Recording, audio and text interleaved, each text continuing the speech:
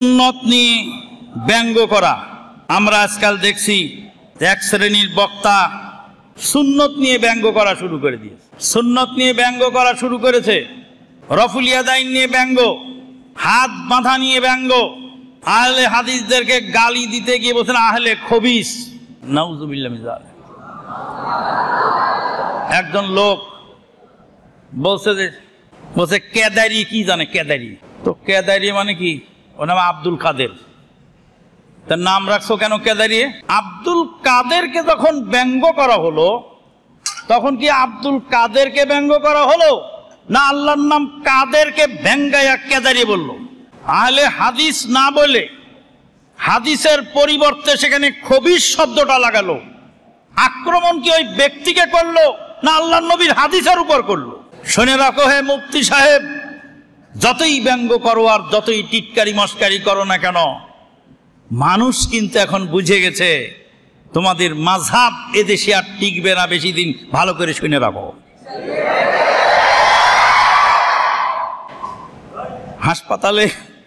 হাসপাতালে লাইফ সাপোর্টে রাখে রুগীকে, লাইফ সাপোর্ট।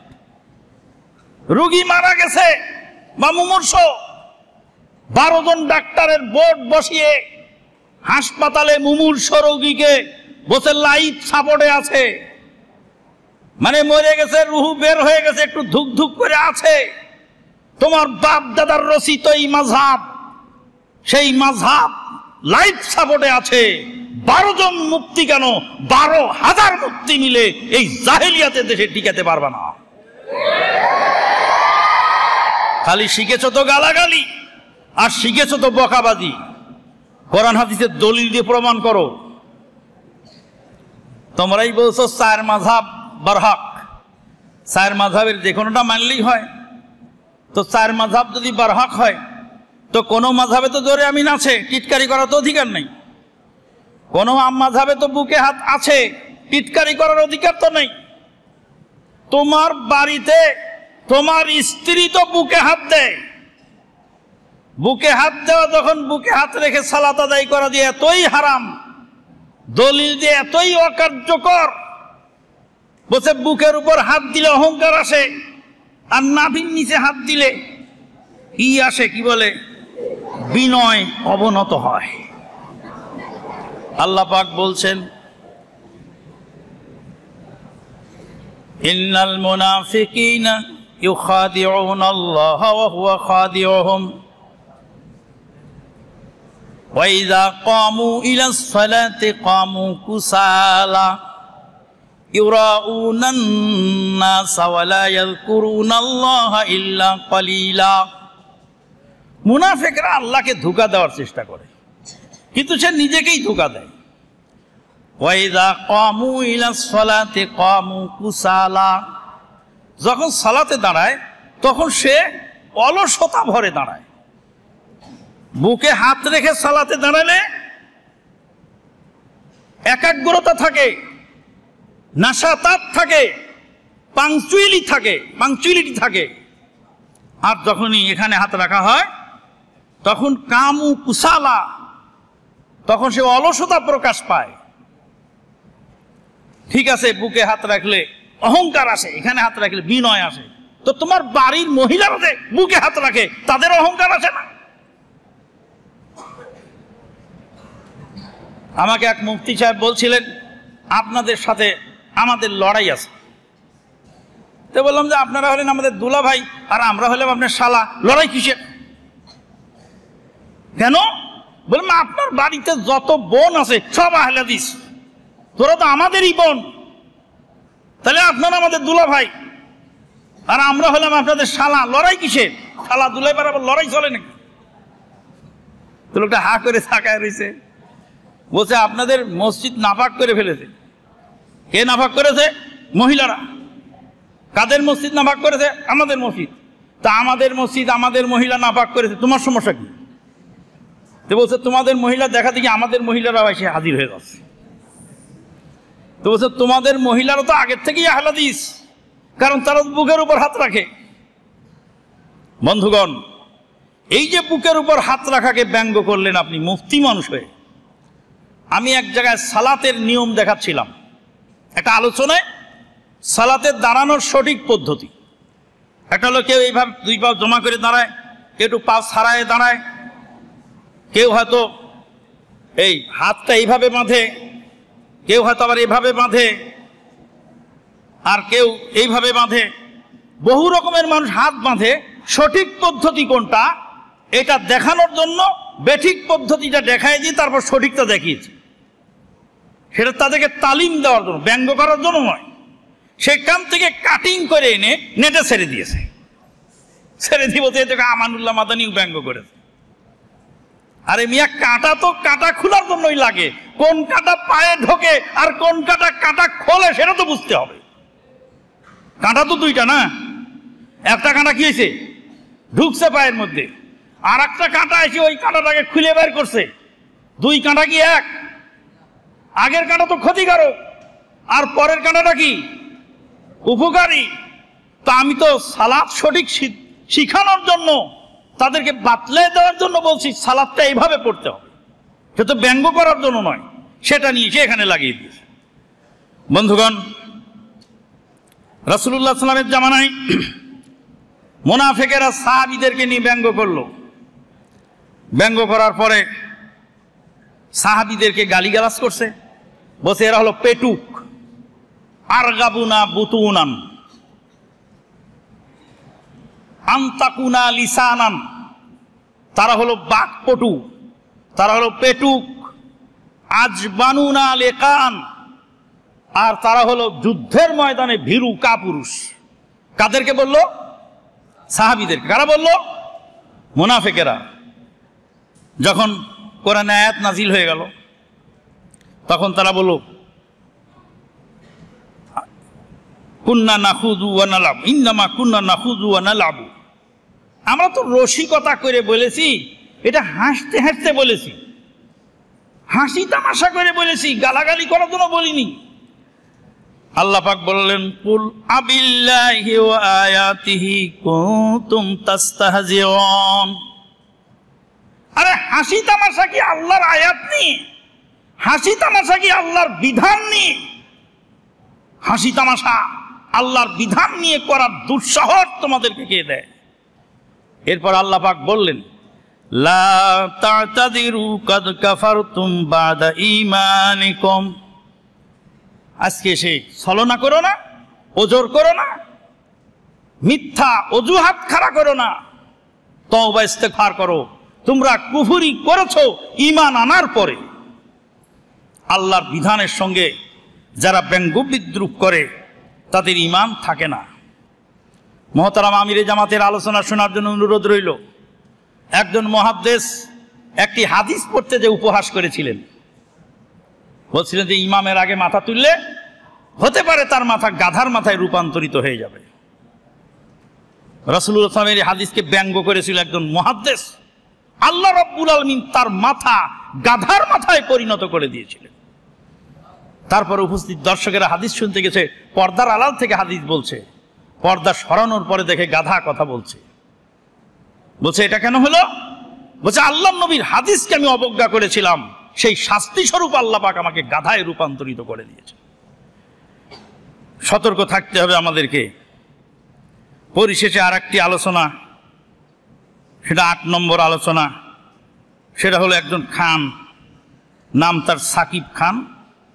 সাকিব খান বিয়ে করে গোপন রেখেছে, এই বিষয়ে জানতে চাই।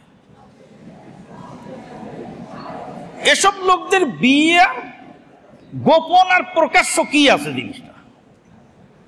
একজন লোক মুরগি জবাই করছে, তো আর একজন লোক মুরগির রগ বেছে বেছে ফেলে দিচ্ছে।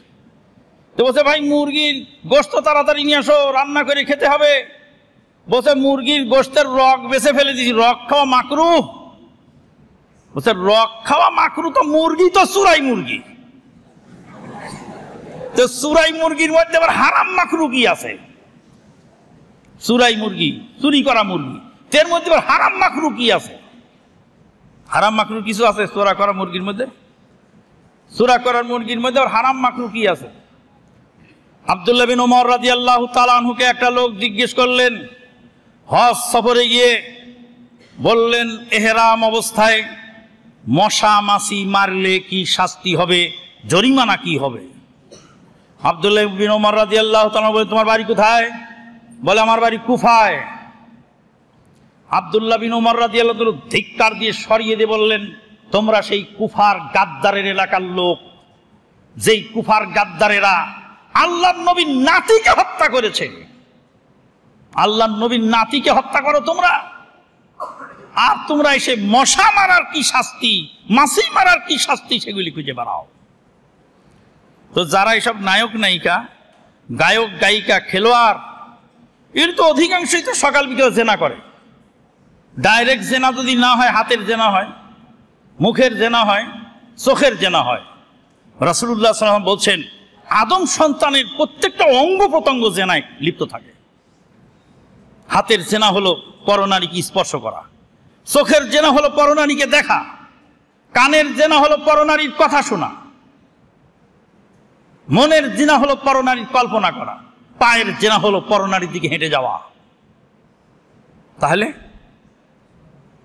ওয়াল ফারাজু ইউসাদ্দিকুহু ওয়া ইউকাযযিবুহু, নবী সাল্লাল্লাহু আলাইহি ওয়াসাল্লাম বলে, তার লজ্জাস্থান জেনার চূড়ান্ত ফাইনাল ফিনিশিং দেয়।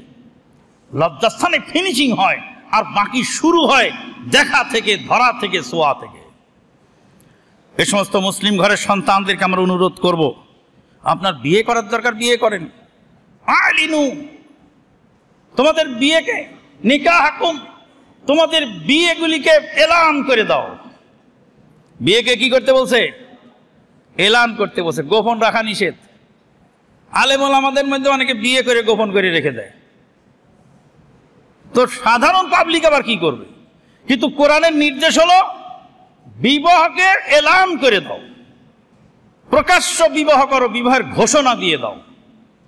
বন্ধুগণ, এই সমস্ত নিয়ে আজকে জাতি বড় দিশেহারা। আমাদের তালেব ইলম যারা আছেন তাদের কাছে অনুরোধ, নিজের জীবন এখন গড়ার টাইম। যদি আপনার বিল্ডিংয়ের ভিত্তিটা দুর্বল হয়ে যায়, সেই বিল্ডিংয়ের উপরে যতই গাঁথনি দেন আর যতই দামি টাইলস লাগান, সেই বিল্ডিংয়ের যেমন দাম নাই। আপনার জীবনের শুরুটা যদি তাওহীদ সুন্নাত কোরআন সুন্নাহ ভিত্তিতে না করতে পারেন, তাহলে আপনার জীবন শেষে যায় আর ভালো করা কঠিন। কাজে এখন থেকেই সৎ চরিত্রের অধিকারী হয়ে কোরআন সুন্নাহ ভিত্তিক জীবন যাপন করার চেষ্টা করতে হবে। সামনে খেলাধুলা আসতেছে, খেলাধুলা থেকে নিজেকে বাঁচার চেষ্টা করতে হবে। আজকে জাতি এই খেলাধুলায় মত্ত হয়েছে, জাতি আজকে মারাত্মক সমস্যায় জর্জরিত হয়েছে। আল্লাহ পাকে জাতিকে হেফাজত করুন, আল্লাহুম্মা আমিন। ওয়া আখিরু দাওয়ানা আনিল হামদুলিল্লাহি রাব্বিল আলামিন। সুবহানাকা আল্লাহুম্মা বিহামদিক, আশহাদু আল্লা ইলাহা ইল্লা আনতা, আস্তাগফিরুকা ওয়া আতুবু ইলাইক। আসসালামু আলাইকুম ওয়া রাহমাতুল্লাহি ওয়া বারাকাতুহু। বা বক্তা ওয়াইজ মাইকের সামনে উঠলে লাগাম হারিয়ে ফেলেন, বুদ্ধির খেই হারিয়ে ফেলেন। কাকে যে জাহান্নামে পৌঁছাতে হবে, সে জাহান্নামে পৌঁছানোর কাজেই ব্যস্ত থাকেন। এই কাজ না করলে সে জাহান্নামী, এই কাজ না করলে সে জাহান্নামী। বলতে বলতে বলতে বলতে এমনভাবে বলেন যেটা বলা উচিত নয়, সেটাও বলে ফেলেন। আরেক শ্রেণীর বক্তা আছেন যারা মানুষকে কাফের বলতে থাকে। তাদের ব্যাগের মধ্যে কাফের সার্টিফিকেট অনেক, যখন যাকে পায় তখনই তাকে একটা কাফের সার্টিফিকেট দিয়ে দেয়। অমুক মৌলবী এই বলেছে, অতএব সে কাফের হয়ে গেছে, তওবা করে আবার ফিরে আসতে হবে। তার স্ত্রী তালাক হয়ে গেছে, তালাক দেওয়া লাগবে না, অটো তালাক হয়ে গেছে। আমি জিজ্ঞেস করলাম, লোকটা ভুল করলো, তো স্ত্রী কি অপরাধ করলো? লোকটা যদি বলে মিলাদ কিয়াম হারাম, সেই জন্য সে লোক কাফের হয়ে গেল, তার স্ত্রী অটো তালাক হয়ে গেল, তালাক দেওয়া লাগবে না, অটো তালাক। তো স্ত্রী বেচারির কি অপরাধ যে সে অটো তালাক হয়ে গেল? নাউজুবিল্লাহ মিন যালিক। কাফের গ্রুপ অফ ইন্ডাস্ট্রিজের চেয়ারম্যান। অনুরূপভাবে এক শ্রেণী আলেমুল্লামা আছেন যারা সবসময় মানুষকে জাহান্নামী জাহান্নামী জাহান্নামী বলতে থাকেন, অথচ রাসূলুল্লাহ বলছেন বাশশিরু ওয়ালা তুনাফিরু, মানুষকে শুভ সংবাদ দাও, ওয়ালা তুনাফিরু, তাদেরকে ইগনোর করো না। এই মর্মে একটি প্রশ্ন আসছে যে শ্বশুর শাশুড়িকে বাবা মা বা আব্বা আম্মা বলা যাবে কিনা। তো শ্বশুর শাশুড়িকে আব্বা আম্মা বললে সে জাহান্নামী। দলিল হলো বুখারীর হাদিস, মান ইদ্দা ইলা গায়রি আবিহি ওয়া হুয়া ইয়ালামু আন্নাহু গায়রু আবিহি ফাল জান্নাতু আলাইহি হারাম। বুখারী 6766 নম্বর হাদিসে রাসূলুল্লাহ সাল্লাল্লাহু আলাইহি ওয়াসাল্লাম বলেন, মান ইদ্দা ইলা গায়রি আবিহি, যে ব্যক্তি নিজের বাপকে রেখে অপরকে বাপ বলে দাবি করল, ওয়া হুয়া ইয়ালামু, এবং সে জানে, আন্নাহু গায়রু আবিহি, সেটা তার বাপ নয়, জেনে বুঝে নিজের বাপকে গোপন করে অপরের বাপকে বাপ বলে দাবি করল, রাসূলুল্লাহ সাল্লাল্লাহু আলাইহি ওয়াসাল্লাম বলছেন ফাল জান্নাতু আলাইহি হারামুন, তার জন্য জান্নাত হারাম। তো শ্বশুর শাশুড়িকে আব্বা আম্মা বলে ডাকা, এটা কি দাবি করা, নিজের বাপের পরিচয় গোপন করা? তো কোথাকার হাদিস কোথায় লাগালেন মুফতি সাহেব, মানুষকে চট করে জাহান্নামে দিয়ে দিলেন। অথচ শোনা যাচ্ছে সে সমস্ত মুফতির বাড়িতেও শ্বশুর শাশুড়িকে আব্বা আম্মা ডাকার প্রচলন আছে।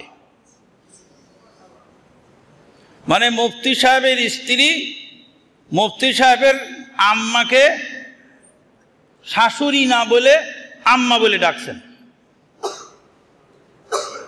ভাই, রাস্তার মধ্যে যেতে যেতে আমি একজনকে বললাম, বাবাজি, চাচাজি, মামুজি, খালুজি বলতেই পারি, এখন তো বাসের হেল্পার, ড্রাইভার, কন্ডাক্টর এগুলি সব মামু। মামু ভাড়া নিবা না? তো এই যে একটা সুসম্পর্ক, একটা মিষ্টি অভিবাদন, তাহলে এটা কি আমরা, ওলামায়ে কেরামগণ বলছেন যে এখানে বংশ পরিচয় গোপন রেখে অন্য লোককে নিজের বাপ হিসাবে পরিচয় দেওয়া। জাহিলিয়াতের জামানায় বাপ যদি দুর্বল হতো, নিম্ন বংশের লোক, সে নিচের বাপের পরিচয় গোপন রেখে উচ্চ বংশের, কুরাইশি বংশের বা অন্য রকম নামি দামি খানদানের পরিচয় পেশ করত। সেইটা সম্পর্কে রাসূলুল্লাহ সাল্লাল্লাহু আলাইহি ওয়াসাল্লাম বললেন। রাসূলুল্লাহ সাল্লামের স্ত্রী আমাদেরকে মা, তা আমি তো আমার মা আয়েশা সিদ্দিকা রাদিয়াল্লাহু তাআলা আনহা বললাম, মা খাদিজা রাদিয়াল্লাহু তাআলা আনহা বললাম। তো এটা কি নিজের মায়ের পরিচয় গোপন রেখে আর একজনকে মা বলা হলো? মা খাদিজা আমি কেন বলি? কোরআনে আয়াত আসছে যে আজওয়াজুহু উম্মাহাতুকুম, আর নবীদের স্ত্রীগণ তোমাদের মা। নবীদের স্ত্রী আমাদের মা, এটার মানে কি তার পেটে আমরা জন্ম নিয়েছি? না, তার মানে এটা শারাফ, এটা সম্মান। ওলামায়ে কেরামগণ বলছেন যে সম্মানার্থে কেউ কাউকে যদি আব্বা আম্মা ডাকে, পরিচয় না দেয় যে এটা আমার আব্বা, যদি জিজ্ঞেস করে এটা কে, তখন কি বলবে ইনি আমার আব্বা? নাকি বলে এটা আমার শ্বশুর আব্বা। ইনি কে? ইনি আমার শাশুড়ি মা। কিন্তু ডাকার সময় সম্মান দিয়ে ডাকে। তাহলে একটার হাদিসের শব্দটাও তো বোঝা দরকার। সে হাদিসকে উলামায়ে কেরামগণ কিভাবে ব্যাখ্যা করেছেন সেগুলিও জানা দরকার। দুঃখজনক হলে সত্য, আজকে এই ধরনের ভাইরাল বক্তা যারা আছেন তাদের অনুসারীদের সংখ্যাও কম না। ছোট ছোট বাচ্চা ছেলে পেলে কোনো ফেমাস বক্তার বক্তৃতা মুখস্থ করে হুবহু সেগুলি বলে বেড়াচ্ছে, অথচ তার জন্য সেটা শোভনীয় নয়। আমার বয়স হয়েছে, আমার সন্তান হলো মাশাআল্লাহ 8 জন, 4 ছেলে এবং 4 মেয়ে। আমি একটা ছেলেকে বোঝাই, ছেলে থামো, বলতেই পারি।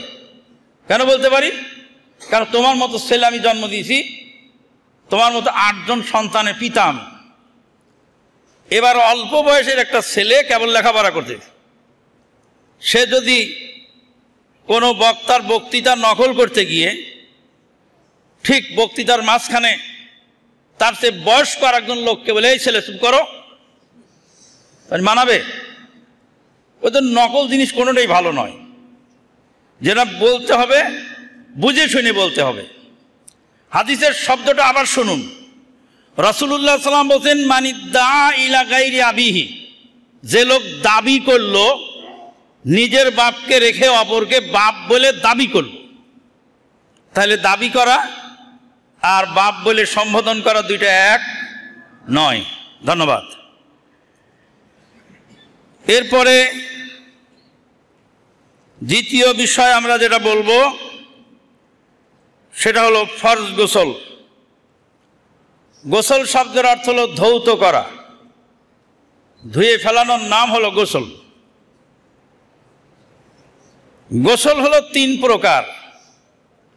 একটা হলো ফরজ গোসল, মানুষ যখন অপবিত্র হয় সেই অপবিত্র অবস্থায় পবিত্রতা অর্জনের জন্য যে গোসল করা হয় তাকে বলা হয় ফরজ গোসল। আল্লাহ পাক বলছেন, ওয়াইন কুনতুম জুনুবান ফাত্তাহহারু, যদি তোমরা অপবিত্র হও তাহলে তোমরা পবিত্রতা অর্জন করো। পবিত্রতা অর্জন হয় গোসলের মাধ্যমে এবং তায়াম্মুমের মাধ্যমে। পানি যদি না থাকে আর পানি ব্যবহার করতে যে অপারগ হয়, পানি আছে ব্যবহার করতে পারে না অসুস্থতার কারণ বা যে কোনো কারণ, অথবা পানি মোটেই নেই, সেই অবস্থায় সে তায়াম্মুম করবে। গোসল এবং উজুর কাজ একসঙ্গে তায়াম্মুমে হয়ে যায়। 2 নম্বর হলো মুস্তাহাব গোসল, যেটাকে সুন্নাত বলা হয়, গোসলের সুন্নাত। যেমন জুমার দিনে গোসল করা, অনুরূপভাবে মাইয়েতকে গোসল করানোর পরে গোসল করা, মক্কায় ঢুকে গোসল করা। মক্কায় ঢুকে রাসূলুল্লাহ সাল্লাল্লাহু আলাইহি ওয়াসাল্লাম আগে গোসল করতেন, তারপরে তোয়াফ করতে যেতেন। এহরামের পূর্বে গোসল করা, এই ধরনের গোসলগুলি হলো সুন্নাত বা মুস্তাহাব। আর একটা গোসল হলো মুবাহ। মুবাহ মানে জায়েজ, সেটা সুন্নতও নয়, ফরজও নয়, ওয়াজিবও নয়, মুস্তাহাবও নয়, সেটা হলো জায়েজ। মানে গরম ধরছে, মাথায় পানি ঢেলে দিলাম,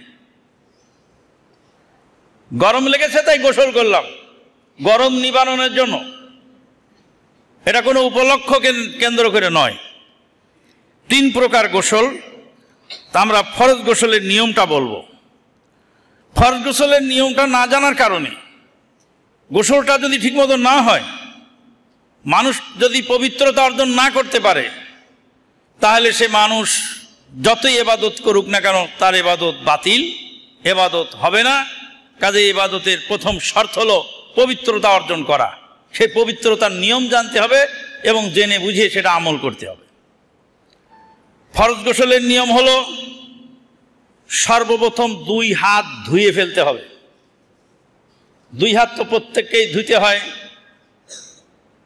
ঘুম থেকে উঠার পরে। রাসূলুল্লাহ সাল্লাল্লাহু আলাইহি ওয়াসাল্লাম বলছেন, তোমাদের মধ্যেকার যে কেউ যখন ঘুম থেকে উঠবে তখন তারা 2 হাত যেন ভালো করে ধুয়ে নেয়। ভালো করে মনে রাখতে হবে, ঘুম থেকে উঠে হাত ধোয়ার আগে কোনো পাত্রে হাত চুবানো যাবে না। এক বালতি পানির মধ্যে যদি ঘুম থেকে উঠে কেউ ওই হাত ধোয়ার আগেই যদি চুবিয়ে দেয়, তাহলে ওই পানি দিয়ে উজু গোসল চলবে না। ওই পানি উজু গোসলের অযোগ্য হয়ে যাবে। কাজেই মগ দিয়ে হোক, যেভাবে হোক, আগে 2 হাত 3 বার ধুয়ে নিতে হবে। ঠিক অনুরূপভাবে ফরজ গোসলের আগে 2 হাত 3 বার ধুতে হবে। সাবান থাকলে সাবান দিয়ে ধুবেন, আর সাবান না থাকলে মাটিতে ঘষে পরিষ্কার করে নেবেন, ধুয়ে নেবেন। তারপরে বাম হাত দিয়ে পানি নিয়ে লজ্জাস্থান পরিষ্কার করতে হবে। লজ্জাস্থান পরিষ্কার করার পরে এবার সালাতের উজু যেভাবে করা হয় সেইভাবে উজু করতে হবে। উজু করার পরে এরপরে মাথায় পানি দিবেন 3 বার, বেজোড় সংখ্যা 3 বার মাথায় পানি দিয়ে মাথা ডলতে হবে। মাথার চুলের গোড়ায় যেন পানি পৌঁছে সেই জন্য আঙ্গুল দিয়ে খেলাল করতে হবে। তারপর ডাইন অংশ ধুতে হবে, ডান সাইড ধুতে হবে, তারপর বাম সাইড। যদি ঝর্ণায় গোসল করেন, প্রথমে মাথা ভিজাবেন, তারপর ডান পাশ দেবেন, তারপর বাম পাশ দেবেন, দিয়ে পুরা শরীর ধুয়ে পরিষ্কার করবেন। রাসূলুল্লাহ সাল্লাম ফরজ গোসলের ক্ষেত্রে বলছেন ওয়ানকুল বাসারা, চামড়াকে ভালো করে ডলো। কেন? মানুষের যেসব কারণে ফরজ গোসল হয়, যেসব কারণে গোসল ফরজ হয়, সেই সময় ব্লাড সার্কুলেশন খুব জোরে চলে। মানুষের একটি কাজ সবচেয়ে বেশি পরিমাণ তার মেমোরি খরচ হয়, সেটা হলো সেক্সুয়াল অ্যাক্টিভিটিস। সেক্সুয়াল অ্যাক্টিভিটিসে মানুষের মেমোরি সবচেয়ে বেশি কার্যকর থাকে, এবং মানুষ যত পরিশ্রম করে সবচেয়ে বেশি পরিশ্রান্ত হয় সেক্সুয়াল অ্যাক্টিভিটিসে, এবং রক্তটা খুব দ্রুত গতিতে চলতে থাকে। এই চলমান অবস্থায় তার শরীরের লোমকূপ দিয়ে নাপাক জিনিস, অপবিত্র প্রয়োজন, মানুষের শারীরিক খারাপ বর্জ্য পদার্থ ঘামের সাথে সেগুলি বের হয়। এই জন্য ফরজ গোসলে লজ্জাস্থান ধুয়ে নিলেই তো হয়ে যেত, কিন্তু আপাদ মস্তক ধুইতে হয় কেন? আপাদ মস্তক দিয়ে নাপাকি বের হয়, লোমের গোড়া গোড়া দিয়ে বের হয়, প্রয়োজন বের হয় ঘামের সাথে। এই জন্য ভালো করে রাসূলুল্লাহ অনকুল বাসারা, ভালো করে চামড়াকে ডলে ডলে ধুও, চামড়াকে ডলে মলে ভালো করে ধুয়ে পরিষ্কার হতে হবে। এবার গোসল শেষে শরীর মুছে ফেলানো যাবে, কোনো সমস্যা নেই, কিন্তু সুফিবাদীদের দর্শনে শরীর না মুছে ওই ভিজা শরীরেই চলে যেতে হবে। মেয়েদের ফরজ গোসলের সময় বেনি খোলা জরুরি নয়। বেনি যদি আটকানো থাকে, চুল বেনি করা থাকে, অত খুবা বাঁধা থাকে, কোনো সমস্যা নেই। শুধু চুলের গোড়ায় পানি পৌঁছানো জরুরি, কিন্তু চুলের আগায় পানি পৌঁছানো জরুরি নয়। বেনির মধ্যে যদি ভেজা না থাকে, শুকনাও থাকে, তবু গোসলে কোনো সমস্যা নেই ইনশাআল্লাহ। 3 নম্বর যে বিষয় নিয়ে আমরা কথা বলতে যাচ্ছি সেটা হলো কচ্ছপ, কাঁকড়া, অক্টোপাস, এই জিনিসগুলি খাওয়া জায়েজ না না জায়েজ। কচ্ছপ, কাঁকড়া, অক্টোপাস, মালয়েশিয়া সফরে গিয়ে একটা খুব সুস্বাদু খাদ্য আমি খেলাম এক হোটেলে। তো ভাইকে জিজ্ঞেস করলাম, আমার রায়হান ভাই আমার হোস্ট, আমি হলাম তার গেস্ট। জিজ্ঞেস করলাম, ভাই এটা কি? তো বলছে এটার নাম হলো সতং। সতং নাম তো আমি কোনো শুনি নাই। পরে ডিকশনারি খুঁজে দেখা গেল এটার ইংরেজি নাম হলো স্কুইড। এই স্কুইড নামক খাদ্য এত সুস্বাদু সামুদ্রিক প্রাণী। থাইল্যান্ডের এক ক্লাস ফ্রেন্ড ছিলেন আমার, উনি আমাকে একদিন দুপুরবেলা লাঞ্চের দাওয়াত দিলেন। আমি লাঞ্চ করলাম ওনার রুমে। খাওয়া শেষে খুব সুস্বাদু খাবার খেলাম। বলে খাওয়া শেষে জিজ্ঞেস করলেন, তুমি কি খেলে? বলে আমি তো জানি না। বলছে, আমি তোমাকে সাদাফ খাওয়ালাম। সাদাফ, সাদাফ মানে হলো ঝিনুক। ঝিনুকের মধ্যে যে গেঁড়ি থাকে ওটাকে গেঁড়ি বলা হয়। ঝিনুকের গেঁড়ি তারা সুন্দরভাবে রান্না করে। তাহলে এই যে সামুদ্রিক প্রাণী, অক্টোপাস, কাঁকড়া, কচ্ছপ, এগুলি সব হালাল। কেউ আবার বলে আপনি খেয়ে দেখান।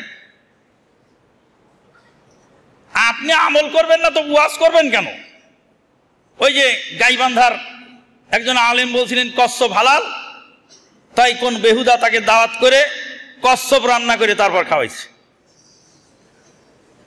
শেষে বেচারার নামই হয়ে গেল ওই কচ্ছপ খাওয়া আলেম। আচ্ছা, আমি গরিব মানুষ, আমি যদি জাকাত দিতে না পারি তো জাকাতের ওয়াজ আমি করব না? নাকি বলতে হবে আপনাকে জাকাত দেন তারপর আপনি করেন?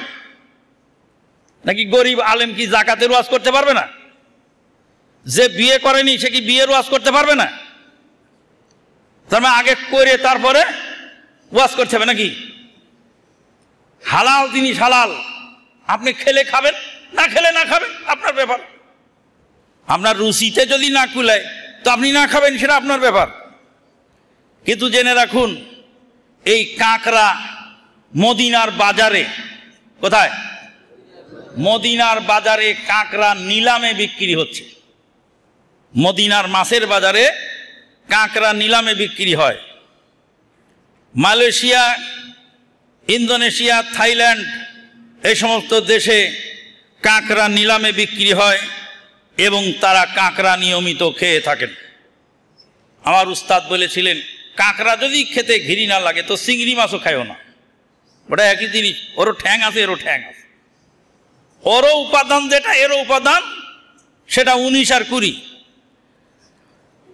যাই হোক, কাঁকড়া, কচ্ছপ এগুলি খাওয়া জায়েজ, কিন্তু ব্যাঙ খাওয়া যাবে না।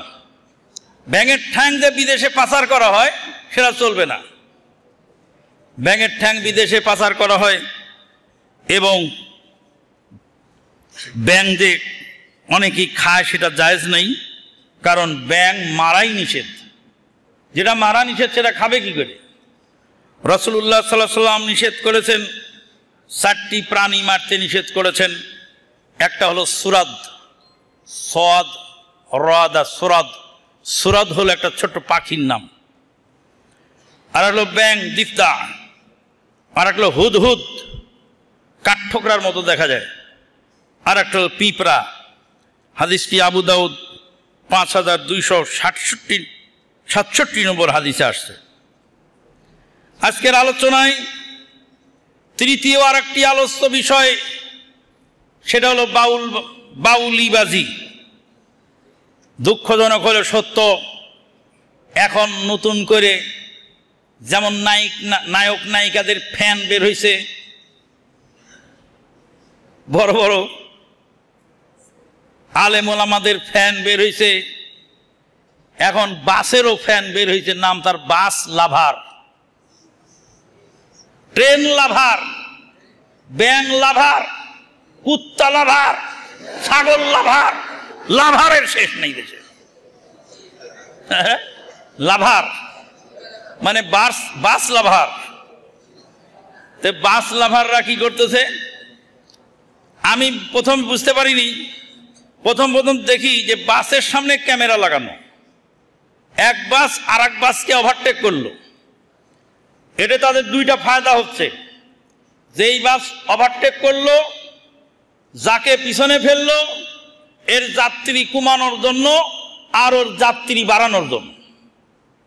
মানে এই গাড়ি খুব ভালো চলে, এই গাড়ি ওই গাড়িকে পিছনে ফেলে চলে গেল, অতএব টিকিট এই গাড়ি নিতে হবে। মানে এক কোম্পানি আর এক কোম্পানিকে মার দেওয়ার জন্য, এক কোম্পানি আর এক কোম্পানিকে ডাউন করার জন্য এইভাবে একটা ষড়যন্ত্র আঁকিয়ে, ষড়যন্ত্র করে একে অপরের ব্যবসাকে ডাউন দেওয়ার জন্য, একে অপরকে ল্যাং মারার জন্য একটা ষড়যন্ত্রে লিপ্ত হয়েছে। আরেকটা বিষয় হচ্ছে সেটা প্রতিযোগিতা। আমরা ফর্মুলা 1 দেখেছি, বাহরাইনে যখন ছিলাম তখন একটা খেলা হয় ফর্মুলা 1। সেই ফর্মুলা 1 গাড়ির রেসলিং। আগে ঘোড়ার দৌড় হতো, এখন গাড়ি নিয়ে দৌড় দেয়, হোন্ডা নিয়ে দৌড় দেয়, আবার সিট পটাং দিয়ে পরে সাথে সাথে মরেও। এটা ছোট্ট একটা এই ঘটনা শুনেছিলাম। একজন ইমাম সাহেব সালাত পড়াচ্ছেন, আর মসজিদের সামনে দিয়ে হলো বিশ্ব রোড। তো একটা গাড়ি এসে কে করে উঠলো। ইমাম সাহেব বলতে লা হাওলা ওয়ালা কুওয়াতা ইল্লা বিল্লাহ। আর একটা গাড়ি এসে টাক করে উঠলো। তখন ইমাম সাহেব বলছে আকিদ মৌত, কাছে নির্ঘাত মারা গেছে। মোটর সাইকেল, কিছু কিছু বাবা আছে তাদের ছেলেদের হাতে মোটর সাইকেল তুলে দেয়, নির্বোধ বোকা লোক ছাড়া অল্প বয়সের ছেলের হাতে মোটর সাইকেল দেয় না। মোটর সাইকেল দেওয়া মানে ওর ছেলেটার জীবনটার একটা হুমকির মুখে ঠেলে দেওয়া। মোটর সাইকেল চালানোর একটা বয়স আছে, বয়স হওয়ার আগেই ওই সমস্ত বাচ্চাদেরকে মোটর সাইকেল দেওয়া যায় না। এবার মোটর সাইকেলের পাশাপাশি বাসেরও চলছে প্রতিযোগিতা। বাস ভাড়া করে প্রতিযোগিতা চলছে, কে কাকে আগে ফেলতে পারে, পিছে ফেলতে পারে। অসংখ্য মানুষের জীবন আজকে হুমকির সম্মুখীন। এই বাউলিবাদীর কারণে অসংখ্য মানুষ ইতিমধ্যে নিহত হয়েছে এবং রোড অ্যাক্সিডেন্টের পরিমাণ অনেক অংশে বেড়ে গেছে। আল্লাহ রাব্বুল আলামিন বলেন, ওয়ালা তুলকু বিআইদিকুম ইলা তাহলুকা, তোমরা তোমাদেরকে ধ্বংসের দিকে ঠেলে দিও না। রাসূলুল্লাহ সাল্লাল্লাহু আলাইহি ওয়াসাল্লাম বলছেন, লা যারারা ওয়ালা দিরারা, নিজের ক্ষতি করা যাবে না, অপরের ক্ষতিও করা যাবে না। নিজের ক্ষতি আর অপরের ক্ষতি এমন কাজ করা যাবে না যার দ্বারা নিজের ক্ষতি হয়, এমন কাজ করা যাবে না যার দ্বারা অপরের ক্ষতি হয়। আমরা তো বুঝি না, আমরা তো অপরের ক্ষতি করে চলেছি। আপনি নোংরা ময়লা কাপড় ঘরের মধ্যে ঝুলায় রেখেছেন, নোংরা মুজা ঘরের মধ্যে ঝুলায় রেখেছেন, আর আপনার পাশের সিটের লোক ওই মুজার গন্ধে বমি আসতেছে তার। ট্রেনের মধ্যে উঠলাম, এক লোকের পায়ের মুজার গন্ধে থাকতেই পারলাম না, আশ্চর্য হয়ে গেলাম। কোথায় প্রতিবেশীর হক? রাসূলুল্লাহ সাল্লাল্লাহু আলাইহি ওয়াসাল্লাম বলছেন, আল্লাহর কসম সেই ইমানদার নয় যার নির্যাতনে প্রতিবেশী নিরাপদ নয়। কাজেই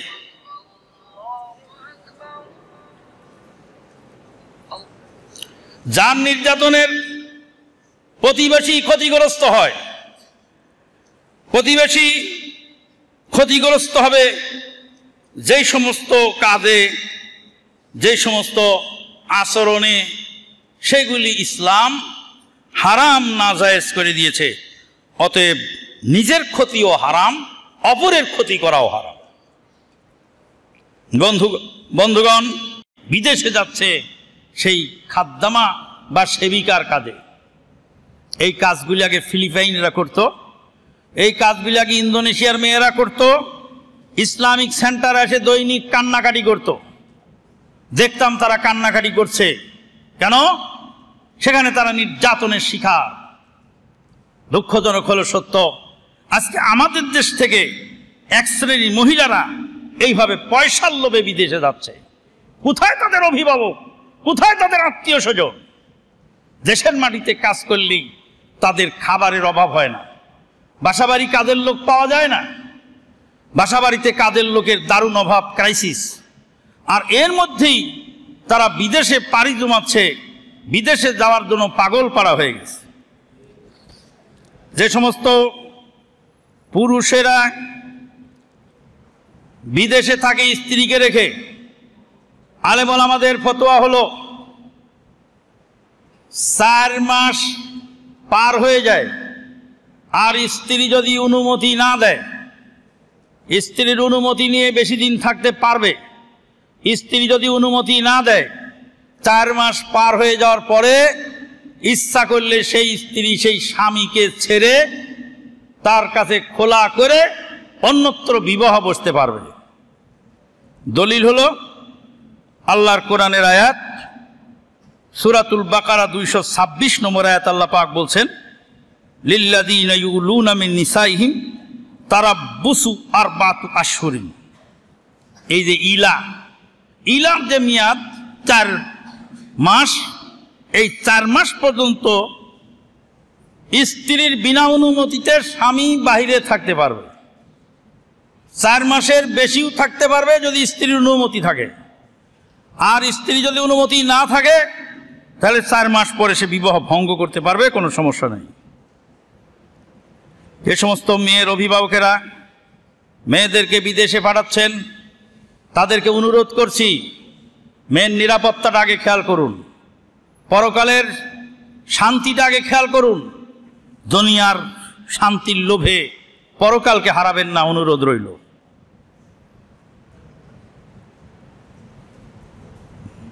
আমাদের আজকের আলোচনায় 6 নম্বর বিষয় হলো তাড়াতাড়ি বিয়ে করা। বিয়ে হচ্ছে না এখন, আমলটা কি? আরে আমল কি হবে? বাপকে বলো বিয়ের টাইম হয়ে গেছে, আমাকে বিয়ের ব্যবস্থা করুন। লজ্জা লাগে, বিয়ের কথা বলতে লজ্জা লাগে, কিন্তু হারাম কাজ করতে লজ্জা লাগে না। ইন্নাল্লাহা লা ইয়াস্তাহি মিনাল হক, আল্লাহ পাক হক কথা বলতে লজ্জা বোধ করেন না। পরিষ্কার ভাষায় বাপ মা অভিভাবককে বলতে হবে যে আমার বিয়ের প্রয়োজন, এই মুহূর্তে আমি বিয়ে না করলে আমার ঈমান বাঁচে না, সে ব্যাপারে চেষ্টা করতে হবে। অভিভাবক যারা আছেন তাদেরকে অনুরোধ করছি, ছেলেকে বিয়ে করানোর ব্যবস্থা করে দিন, দ্রুত গতিতে ছেলেকে বিয়ে করাবেন। ছেলের চরিত্র আখলাক ঠিক থাকবে এবং ছেলের জীবন সুন্দরভাবে গড়ে উঠবে। রাত্রে ছেলে ঘরে থাকে না, বাপ খোঁজে একদিকে, মা খোঁজে আর একদিকে।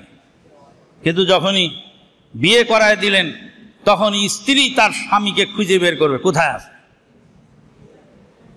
স্ত্রীর আকর্ষণে বাড়িতে ফিরে আসবে। কিন্তু বিয়ে করে তুই খাওয়াবি কি? বিয়ে করে তুই খাওয়াবি কি? এক অভিভাবককে বললাম, আপনার ছেলেকে বিয়ে করান। কয় আমার ছেলে তো কাজ করে না, বিয়ে করে খাওয়াবি কি? আপনার ছেলে কি না খেয়ে থাকে? বলে না। তাহলে আপনার ছেলে আপনার বাড়িতে খাবে? মেয়ের বাপকে বললাম বিয়ে দিয়ে দেন আপনার মেয়েকে, বলে আমি বেকার ছেলের সাথে মেয়ে বিয়ে দেবো না, ও আমার মেয়েকে খাওয়াবে কি? বলে আপনার মেয়ে আপনার বাড়িতে খায় না? বলে খায় তো। বলে 4 বছরের 3 বছরের মেয়ের খোরাক সহ মেয়ে নিয়ে স্বামীর বাড়িতে পৌঁছায় দেন। ছেলে বাপের হোটেলে খাবে 3 বছর, আর মেয়েটা যে বাপের হোটেলে 3 বছর খেত, ছেলে ইস্টাবলিশ হওয়া পর্যন্ত সেই খাদ্যটাই শ্বশুর বাড়িতে নিয়ে দিয়ে আসো। ওখানে দুইজন একসাথে খাক, দুইজনের জীবন চলতে থাকুক, দুইজন মিলে দোয়া পড়তে থাকুক, রুজির দরজা খুলে যাবে। রাসূলুল্লাহ সাল্লাল্লাহু আলাইহি সাল্লাম বলছেন, 3 ব্যক্তিকে সাহায্য করার জিম্মাদারি আল্লাহ পাক স্বয়ং নিজে নিয়েছেন। তার মধ্যে একজন ওই যুবক, যেই যুবক তার চরিত্রকে হেফাজত করার জন্য বিয়ে করে, তার খাদ্যের জিম্মাদার স্বয়ং আল্লাহ পাক নিজে। আমল করতে চান? আমল হলো সালাতুল হাজত পড়বেন। সালাতুল হাজত পড়ে আল্লাহর কাছে সুপর্দ করবেন, আল্লাহ পাক ব্যবস্থা করে দিবেন ইনশাআল্লাহ। 7 নম্বর হলো